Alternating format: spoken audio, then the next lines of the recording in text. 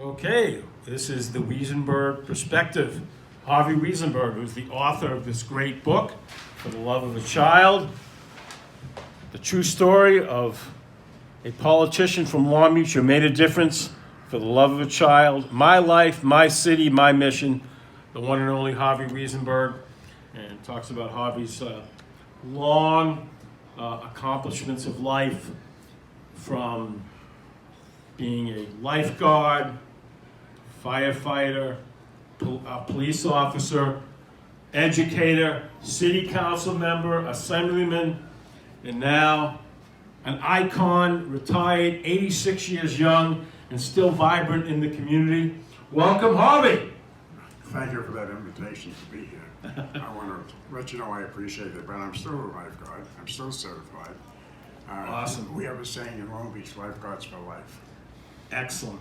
Harvey, this is just your opinion, but everyone is, people are concerned.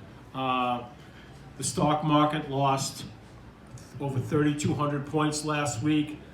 Over $3 trillion was lost over the last 7 business days over the coronavirus. We have hand sanitizer on our table. So what are your thoughts on what's going on in the world? They call it a global pandemic of the coronavirus. Well, I think I'd rather have it in a different name. I'd like to know that they can define what it is and what causes it. But I can tell you that if you live a healthy life, that I don't think that you have to really be overly concerned.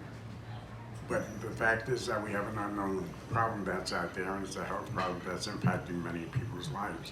But it certainly is changing the world as we know it. I feel, as an athlete my whole life, and a ball player, a coach, that you brought up and you have a certain discipline and you know what is good and what is bad.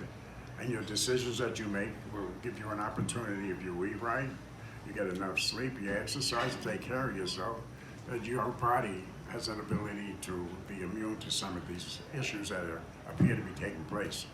And my own perspective right now is that I'm more concerned about people who get the flu than about what is being brought to view nationally or internationally. And the answer really is with all the medical technology that's available and the geniuses that we have who are really very capable and qualified to all get together and try to understand what's causing this and how we can stop it.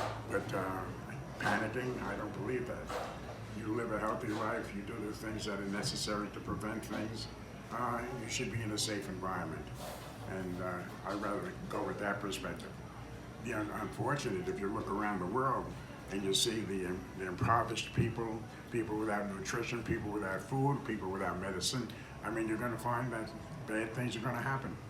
But again, if we had intelligence to stop thinking about wars and taking over and power and money, that people, if they would really take the time to work together, might be able to find some way that we can help each other. And I think with love and good care, we can overcome anything. So that's my message to the world. Absolutely. I think a big part of this is the fear of the unknown. This coronavirus is something that we haven't dealt with in the past. It's spreading like wildfire. Started in China, now it's in over 60 countries.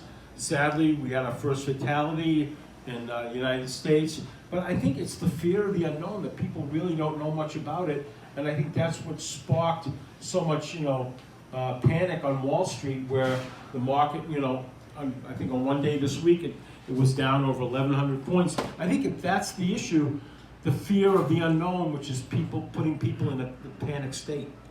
Well, with all the intelligence and the media, don't you think it'd be very good if we could really rally and get the people who have the intelligence and the knowledge to be able to come up with an understanding of what the cause is and how it can be prevented, instead of everybody panicking and going in different directions and blaming each other or blaming whatever. But the answer, as I just brought to view, if you look around the world, we have people that are making millions of dollars and hundreds of thousands of dollars, and we have people that are starving in our same communities. There's something wrong with this. And I think that if people would take the time to really respect and care about people, each other, that with the love and care that we have and the intelligence that we can gather, that we can solve problems instead of just defining them and panicking everybody. There's no need to panic. I think we lost about 17,000 people with the flu, excuse me, with the condition that exists today. And you're saying, well, we lost one person here and another one is dying there, and look at the panic that the world is in. So, like I say, take the time, take a step back, and try to evaluate what's real, what's important, what causes it, and what's the answer to be able to solve a problem that exists. But the most important thing, I think, today that's missing in this world is love and care for others. And I think that if people learn to get together and share their intelligence, their knowledge, and their goodwill, that we have a much healthier community. And I think the world has changed. I've seen this world change in my few years, or many years of life, I should say.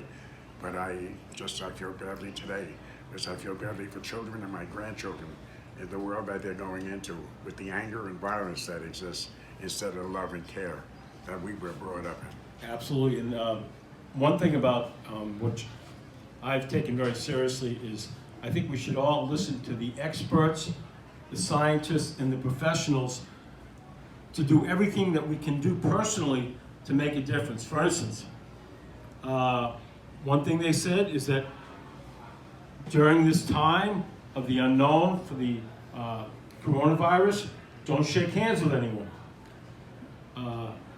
If you're sick, not feeling well, stay home, stay away from people.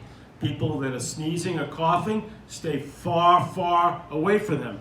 If you can, avoid large crowds. Look what's happening in Europe. There are soccer games where usually the stands would have 20, 30,000 people. Professional soccer teams are playing to empty stadiums. And Rocco, follow me. We're going to talk about hand washing right now. This is what should be done when it's talking about hand washing. This is the proper way and the not proper way. You go. You wash your hands. Put your soap on your hands. And you keep your hands washed. Not for 5 seconds and pull it off. For a good 20 to 30 seconds. That's what the health professionals say. Wash your hands thoroughly for 20 to 30 seconds. That is the proper way to do it, especially in a time of crisis with the coronavirus. You wash your hands thoroughly and completely. Not just dip it in the water and a dab of soap and get out. A good 20 to 30 seconds. Dry them thoroughly.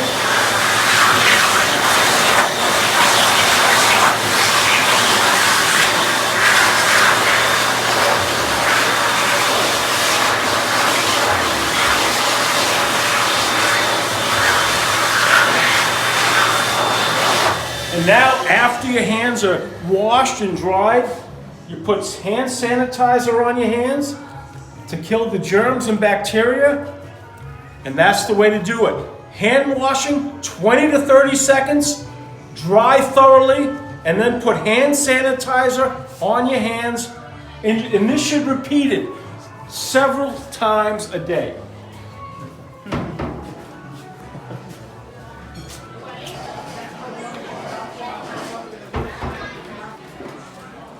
So, we went into the bathroom and we demonstrated the proper way to wash your hands, which is to wash your hands for a full 20 to 30 seconds, dry your hands, and after you dry your hands, put hand sanitizer on your hands. All these steps are so important. So folks, remember, do not shake hands with anyone. If you're sick, not feeling well, stay home. Wash your hands frequently. And when you wash your hands, 20 to 30 seconds, and constantly put hand sanitizer on your hands. If you work in an office, take disinfectant wipes with you. Wipe down the area where you work. Disinfect the table, the chairs, disinfect every place around you. These are common sense things we should all do in this time of the unknown to keep ourselves safe and healthy. I want to, that's a very good statement. That's a good product that you're getting to people. But the answer really is I want to bring it down to reality. I think about the teacher in a classroom. Of course, these children come from very diverse families. They're burdened from different environments. They come. And the teachers are in a room with youngsters, and everybody understands that kids basically get sick. But you know what? They learn, and if you, at a very early age, you have health education basically, because everything that you're talking about, that's to an extreme. You don't have to do it that way. You can just do it the regular way, just by knowing that you have to maintain yourself and your own health, and that if somebody is sick, then and that's why we used to have school nurses, which now I think they just float from one school to another, but they were always available. And we have families that don't have enough funding to be able to go to doctors, and then kids come to school sick, and who's going to take care of them? Our teachers. So you got to make people aware that they have an obligation and a responsibility to take care of their families. We have a lot of health resources. We have programs that are out there. We have all kinds of wonderful programs within our schools and communities, and take advantage of what resources are there. But I don't say that you panic and you have to do this and you have to do that. You don't have to do it. You should do it, and you should know how to do it. That's the obligation of an education and parenting, and these are the responsibilities that'll keep people safe. Okay, thank you very much. The Weisenberg perspective.